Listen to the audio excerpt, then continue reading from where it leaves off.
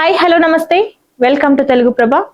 నేను మీ జర్నలిస్ట్ శివజ్యోతి. ఈ రోజు మనం తెలుగు ప్రభ న్యూస్ పేపర్లోని ముఖ్యాంశాలు చూద్దాం. ఇక్కడ చూసుకుంటే మీ బలం సరిపోదు అనుమతి ఇవ్వలేనంటూ కూడా తమిళనాట విజయ్ కు తేల్చి చెప్పిన గవర్నర్. సో ఈ రోజు తమిళనాడు సీఎంగా టీవీకే అధినేత విజయ్ ప్రమాణ స్వీకారం చేస్తారని అనుకుంటున్నప్పటికీ కూడా అక్కడ అవకాశం లేకుండా పోయింది. సో ఇక్కడ ప్రభుత్వం ఏర్పాటు కోసం అవసరమైన స్పష్టమైన మెజారిటీ లభించకపోవడంతో కార్యక్రమం వాయిదా పడినట్లు తెలుస్తుంది.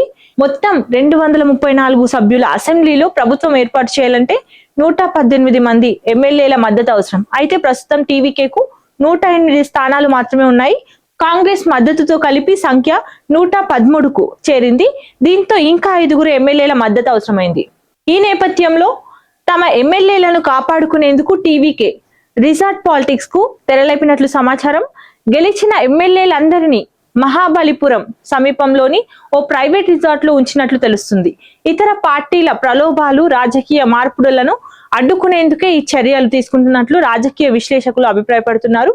ప్రభుత్వ ఏర్పాటుకు అవసరమైన సంఖ్యాబలం సమకూర్చుకునేందుకు విజయ్ ఇప్పటికి వామపక్ష పార్టీల మద్దతు కోరారు. అయితే సిపిఐ సిపిఎం పార్టీలు తాము డిఎంకే కూటమిలోనే కొనసాగుతామని ప్రకటించాయి. దీంతో విజయ్ గవర్నర్ ను కలిసి మెజార్టీ నిరూపించుకునేందుకు 2 వారాల సమయం కోరినట్లు తెలుస్తుంది.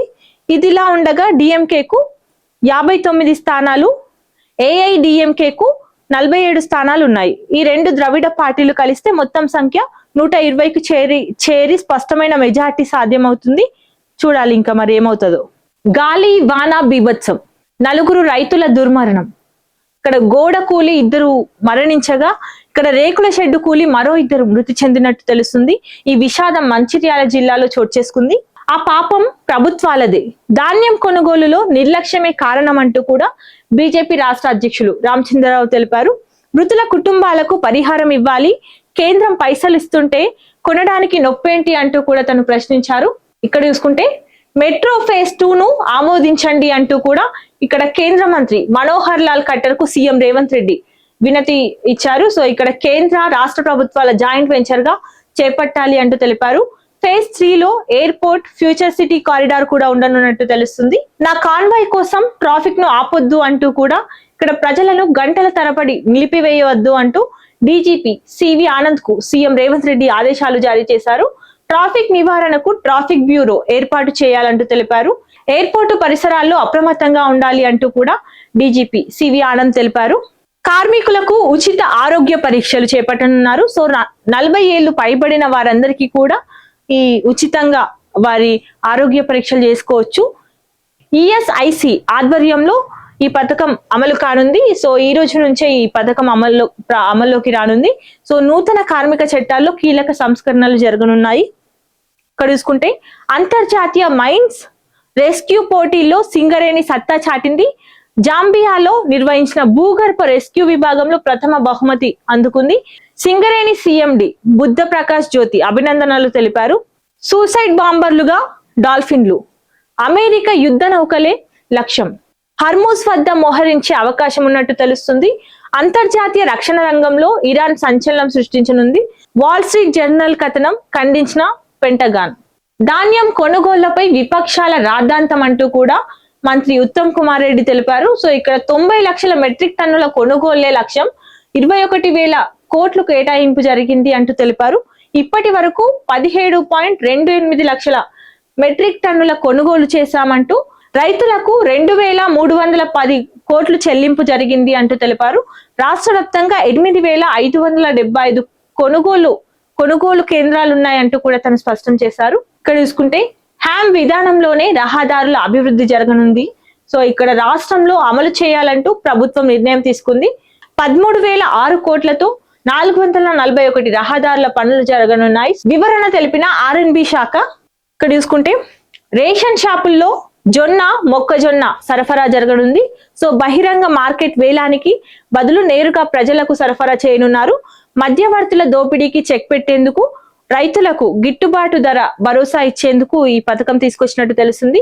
పేదలకు పౌష్టికాహారం అందించడమే ప్రధాన లక్ష్యంగా ప్రభుత్వం ముందుకు వెళ్తోంది. ఇక్కడ తీసుకుంటే రేవంత్ రెడ్డిని రెన్యూవల్ సీఎం అంటూ కూడా ఇక్కడ బీఆర్ఎస్ వర్కింగ్ ప్రెసిడెంట్ కేటీఆర్ వ్యాఖ్యానించారు. అందుకే నెల నెల ఢిల్లీకి వెళ్తున్నాడు, రాహుల్ కి కప్పం కట్టి కుర్చీని కాపాడుకుంటున్నాడు అంటూ కూడా కేటీఆర్ వ్యాఖ్యానించారు. కాంగ్రెస్ నేతలను మోసం చేసి 4 ఏళ్లు రైతుల డిక్లరేషన్ పేరిట 34 హామీలు ఇచ్చారు. తీయటి పుల్లటి మాటలు చెప్పి ఓట్లు దొబ్బారు. హెచ్చరించేందుకే రైతు సంగ్రామ సదస్సు అంటూ కూడా తెలిపారు. 69 సార్లు ఢిల్లీకి వెళ్లారు, 69 పైసలైనా తెచ్చారా అంటూ ప్రశ్నించారు. ఎనుముల కాదు ఏతుల ఎగవేతల రేవంత్ రెడ్డి అంటూ కూడా తను రైతు బంధు దయాదాక్షిణ్యం కాదు, కిస్తీలో రైతు భరోసా ఇస్తున్నారు. రైతు సంగ్రామ సదస్సులో బీఆర్ఎస్ వర్కింగ్ ప్రెసిడెంట్ వ్యాఖ్యానించారు. రాహుల్ రేవంత్ కు కేటీఆర్ క్షమాపణ చెప్పాలి అంటూ కూడా బీఆర్ఎస్ ను పాతరేసింది రైతులే అంటూ కూడా ఇక్కడ పంచాయతీరాజ్ శాఖ మంత్రి సీతక్క వ్యాఖ్యానించారు. రైల్వేలో ఉద్యోగాల కోత 2% తగ్గింపుతో 29,608 పోస్టులకు గండమున్నట్టు తెలుస్తుంది. రేపు హైదరాబాద్ రైల్ నిలయం ముట్టడి కూడా చేయనున్నట్టు తెలుస్తుంది. అవినీతిపై ఫిర్యాదులకు క్యూఆర్ కోడ్ ప్రతి ప్రభుత్వ కార్యాలయంలో అమలు తప్పనిసరి. ఏసీబీ ఆధ్వర్యంలో ప్రజలకు సులభ ఫిర్యాదు సౌకర్యం. ఇక్కడ చూసుకుంటే ఏపీని చూసి తెలంగాణలో డేటా సెంటర్ల ఏర్పాటుకు గేట్లు తెరిచిన సీఎం రేవంత్ రెడ్డి. రంగారెడ్డి జిల్లాలో ఏర్పాటుకు సర్కార్ కసరత్తు చేపట్టింది. ముందుకొస్తున్న అమెజాన్, కంట్రోల్ ఎస్ తరహా సంస్థలు. సో డేటా సెంటర్లతో విపరీతంగా పెరుగుతున్న నీటి వాడకం. భవిష్యత్తులో వేల గ్రామాలకు తీవ్ర తాగునీటి ఎద్దడి రాబోతుంది. సో వందలాది డీజిల్ జనరేటర్లతో భారీగా పెరుగుతున్న కాలుష్యం. ఇక్కడ చూసుకుంటే ఈసీ నియామకాల చట్టంపై విచారణ వాయిదా కుదరదు. కేంద్ర ప్రభుత్వానికి తేల్చి చెప్పిన సుప్రీంకోర్టు శబరిమల కేసు కంటే ఇదే ముఖ్యమైనదంటూ కూడా వ్యాఖ్యానించింది. ఇక్కడ రన్నింగ్ కామెంటరీ చూసుకుంటే సీఎం కుర్చీపై వీడని మమత, రాజీనామా జాంతానై ఆమె ఘనత. తమిళనాడులో తెరవని గవర్నర్ గేట్లు, మెజార్టీ నిరూపణకు దళపతి పడరాని పాటలు.